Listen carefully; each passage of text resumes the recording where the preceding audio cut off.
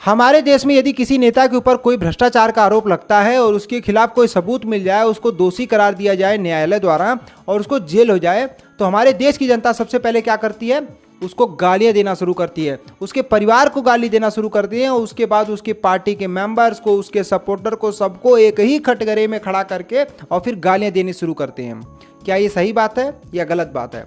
आप लोग खुद बताइए कमेंट बॉक्स में। मैं यहाँ पर बात करने आया हूँ कि जनता जो है नेताओं को तो भ्रष्टाचार और दोषी और चोर और न जाने क्या क्या कहकर गालियां देती है और उनका मजाक उड़ाती है, परंतु क्या जनता इतनी साफ है? क्या जनता चोरी नहीं करती? क्या जनता भ्रष्ट नहीं है?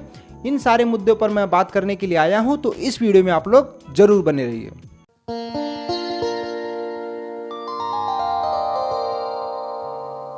जैसा कि आप लोग जानते हैं कि फिलहाल 2024 का लोकसभा चुनाव चल रहा है।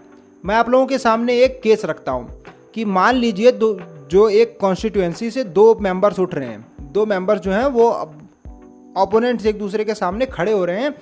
एक मेंबर है जो वो है किसी सरकारी स्कूल का रिटायर्ड प्रिंसिपल, जिसका रिकॉर्ड बहुत अच्छा है, वो ईमानदार भी है और जहाँ जहाँ उसका ट्रांसफ़र हुआ, जहाँ जहाँ पोस्टिंग हुई, उस स्कूल को, उस विद्यालय को उन्होंने सुधार दिया और अब रिटायर होने के बाद भी अपने गांव के बच्चों को जुटाकर पढ़ाते हैं और उनको मुफ्त शिक्षा देते हैं, सुबह शाम उनको पढ़ाते हैं। ये उनका पेशा है और उनको इसमें अच्छा भी लगता है और वो लोगों का भला भी करते हैं। कोई किस मदद मांगता है, कोई कहता है मेरा पत्र लिख दीजिए, मेरे लिए ये काम कर दीजिए, मेरे लिए पैरवी कर दीजिए, तो वो कर देते हैं, उसकी मदद कर देते हैं। इस तरीके का उनका जो है वो छवि बनी हुई है समाज में। और दूसरा मेंबर जो होता है वो कैसा है? वो एक दबंग भैया जी हैं जिनके पास बहुत सारी फॉर्च्यूनर है, स्कॉर्पियो है, बढ़िया बढ़िया गाड़ियां हैं, हवेली है, पैसा है, बिजनेस है और न जाने क्या क्या है। उनके पास 3-4 बॉडीगार्ड रहते हैं, हमेशा बंदूक लेके चलते हैं। वो हैं, वो कभी किसी की मदद नहीं करते। सिर्फ उनको इतना चाहिए कि मैं जहाँ से गुजरूँ लोग मुझे नमस्कार बोलें और जहाँ मैं बैठ जाऊँ वहाँ पे भीड़ लग जाए, लोग मेरे साथ फ़ोटो खिंचाने लग जाएं और सोशल मीडिया पे हरदम मैं हाथ जोड़कर किसी न किसी चीज़ की बधाई देता फिरूँ। इस तरीके की छवि है। ये दो तरीके के लोग उठते हैं और जनता क्या करती है? मास्टर जी को फुल इग्नोर करती है और भैया जी को, दबंग भैया जी को जिता देती है। ये देखने को मिलता है और यही होता है, यही सच्चाई है। आपको क्या लगता है? आप कमेंट बॉक्स में बताइएगा।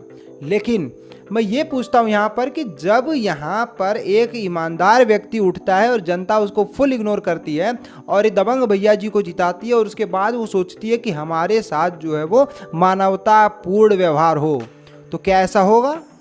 नहीं होगा।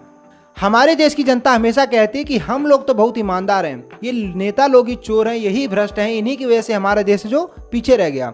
लेकिन अगर जनता बहुत ईमानदार है तो टैक्स के पैसे क्यों चुराती है और अपना आय प्रमाण पत्र जो है उसमें क्यों दिखवाती है कि हमारी आय कम है, हमारी इनकम कम है? ये लोग सालों से ऐसा करते हुए आए हैं, लेकिन अब मुझे समझ में आया कि ये लोग ऐसा क्यों करते थे, क्योंकि टैक्स चुराना चाहते हैं, टैक्स बचाना चाहते हैं कहीं ना कहीं। वैसे तो सारे लोग टैक्स की कैटेगरी में नहीं आते हैं कि टैक्स उनको देना पड़े, कर चुकाना पड़े, लेकिन फिर भी ये लोग न जाने किस डर से इस चीज़ को छुपाने की कोशिश करते हैं और छुपाते भी हैं।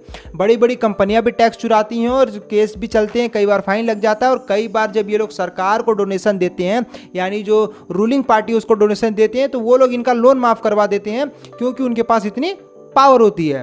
तो उस पावर का इस्तेमाल करके वो पूंजीपतियों की मदद करती है। यहाँ पर भी एक प्रकार की चोरी है, लेकिन कोई खुल के नहीं बोलेगा, क्योंकि क्या होता है कि जब हाथी चलता है तो उसको कोई नहीं बोलता है और यहीं पे कोई छोटा जानवर चलेगा तो उसको सब लात मारने लग जाते हैं।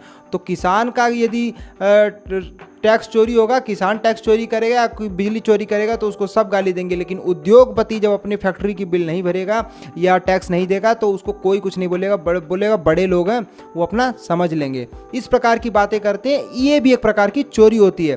टैक्स चुराना, टोल ना कटवाना, छोटे रास्तों से लेकर निकल लेना, फिर आगे जाके हाईवे पर चढ़ जाना चोरी से, बीच में से, इस तरीके की चिंदी चोर हरकत भी हमारे देश के लोग करते हैं, इसको मानना चाहिए। और दूसरी बात, हमारे देश के लोग बिजली चुराने में बहुत आगे हैं, ये लोग बिजली भी चुराते हैं।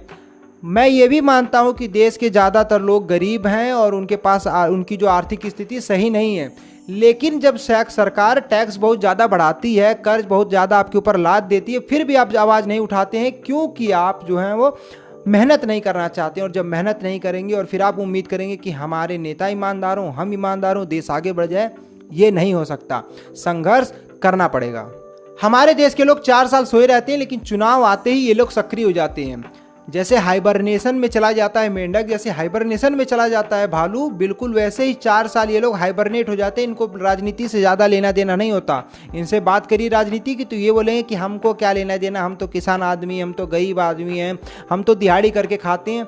अच्छी बात है, खाते हो, मेहनत की खाते हो, लेकिन चुनाव आते ही सब कुछ भूल जाते हो। एक ही चीज़ याद रहती है कि हम किस जाति के हैं और हमारी जाति का नेता कौन है, यही याद रखते हैं और फिर अपनी जाति के नेता को वोट देते हैं। और फिर 4 साल ये लोग हाइबरनेट हो जाते हैं और नेता भी बिल्कुल हाइबरनेट होकर गायब हो जाता है। कहीं स्विट्जरलैंड मिलेगा, कहीं टोक्यो घूमने जाएगा, कहीं लंदन पेरिस घूमेगा और अपनी जनता को वो भूल जाता है, जनता नेताजी को भूल जाती है। और फिर जब इनको दिक्कत होगी या कोई घर का बीमार हो गया, एम्बुलेंस समय पर नहीं मिल पा रही है, दवा नहीं मिल पा रही है, तब ये लोग बोलेंगे कि नेता ही चोर है, नेता ही भ्रष्ट हैं। खुद तो तुमने अच्छे काम के लिए वोट दिया नहीं, अब तुम उनको गाली दे रहे हो कि नेता चोर है, नेता भ्रष्ट है। पूरी दुनिया में कहीं भी चुनाव होता है तो ज़्यादातर विकसित देशों में क्या होता है कि जनता से पूछा जाता है कि आपके मुद्दे क्या हैं, आपकी मांग क्या है, अब हम आपके लिए क्या करें। इस तरीके की चीज़ें लाई जाती हैं। जब उनका मैनिफेस्टो लागू होता है तो उसके साथ सवाल भी पूछे जाते हैं कि आपको क्या चाहिए। तो जहाँ जहाँ ज़्यादा बहुमत होती है उन चीज़ों पर विचार किया जाता है और उम्मीद की जाती है सरकार से, आने वाली पार्टी से, कि हमारी बातों को मानेंगे और इस चीज़ को लागू करेंगे। लेकिन हमारे यहाँ क्या होता है, हमारे यहाँ एक तरीके से तानाशाही की तरह होता है। फिर चाहे कोई भी पार्टी हो, सभी एक बराबर काम करती हैं कि एक तरीके से थोपती हैं कि हम जीत कर आएंगे तो आपको ये देंगे, हमें पानी की प्यास है, तुम हमें गन्ने का जूस पिला रहे हो, उससे कुछ नहीं होने वाला, हमें फिलहाल पानी चाहिए, पानी से ही प्यास बुझेगी, गन्ने का जूस पिलाओगे तो ओठ चिपचिपा हो जाएगा, ओठ वैसे ही सूख रहा था और सूखने लग जाएगा, तो इसलिए फिलहाल पानी चाहिए। जो असली चीज़ चाहिए उसकी बात नहीं करते हैं ये लोग, सपने दिखाते हैं कि हम आपको ये दे देंगे, हम आपको वो दे देंगे। उदाहरण के तौर पे आपको अच्छे अस्पताल चाहिए, आपको अच्छा इलाज चाहिए, मुफ्त की दवाइयाँ चाहिए, आपको एक्सपर्ट से इलाज चाहिए, यानी जो बढ़िया डॉक्टर हो उससे इलाज चाहिए, और आपको बढ़िया स्कूल चाहिए, प्राइमरी से सेकेंडरी, सीनियर सेकेंडरी, ये सारे स्कूल अच्छे चाहिए ताकि आपके बच्चे जाएं और वहाँ पे अच्छी शिक्षा पा सकें, अच्छे टीचर्स के हाथों से उनको अच्छी तालीम हो और लाइब्रेरी हो, स्मार्ट क्लासेस हो, इस तरीके की चीज़ें चाहिए। लेकिन उस पर वोट नहीं पड़ता है, ना उसकी कोई मांग करता है। आपको क्या चाहिए?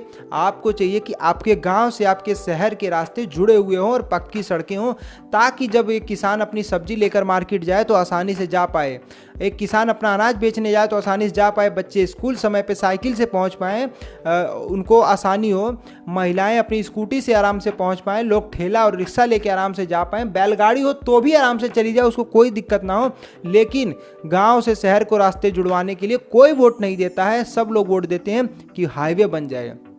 तो जब अपने मुद्दों के लिए वोट नहीं दोगे तो आपके मुद्दों पर काम भी नहीं होगा। फिर आप गाली देंगे नेताओं को कि नेता लोग चोर हैं, नेता लोग भ्रष्ट हैं, नेताओं की कोई गलती नहीं। आपने वोट दिया था जाति के नाम पे, तो फिर वो आपकी जाति को ही गर्व महसूस करवाते रहेंगे और आप लोग चिल्लाते रहिए जाति जाति, फला जाति फला जाति। जातिवाद जो है वो एक जहर है और वो जहर धीरे धीरे आपको पिला के ऐसा बना दिया गया है कि आप ऐसे हो गए हैं और उसको मिटाने में बहुत समय लगेगा, क्योंकि आप कोशिश नहीं कर रहे हैं। आने वाली पीढ़ी जब कोशिश करती तो आप उन्हें गाली देते हैं कि जाति है वो मान है सड़क का, क्या करोगे।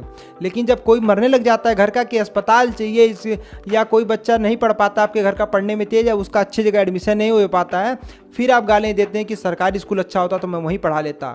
लेकिन आपने उस पर वोट ही नहीं दिया था, तो फिर स्कूल अच्छा होगा कैसे? जाति पर वोट दिया था तो जाति का अचार डालिए, क्या दिक्कत है। हमारे यहाँ तो ऐसा हो गया कि अगर चुनाव ना आए, 5 साल में यदि चुनाव ना आए तो कोई नेता आपको दिखेगा ही नहीं। ऐसा लगेगा कि वो देवता हो चुका है, बिल्कुल अमर हो चुका है, वो गायब हो चुका है, कोई दिव्य शक्ति हो गया है कि वो दिख ही नहीं रहा है। लेकिन ये ऐसी संविधान की व्यवस्था है कि चुनाव आ जाता है और नेता को मजबूरन आपके घर के सामने हाथ जोड़ कर आना पड़ता है, लेकिन अंदर से उसके वही मुस्कान होती है कि फिर आ रहा हूँ हाथ जोड़ के, फिर बेवकूफ़ बनाऊंगा सनम, फिर जाऊंगा सनम, रोगे सनम, धोगे सनम, कुछ नहीं पाओगे सनम।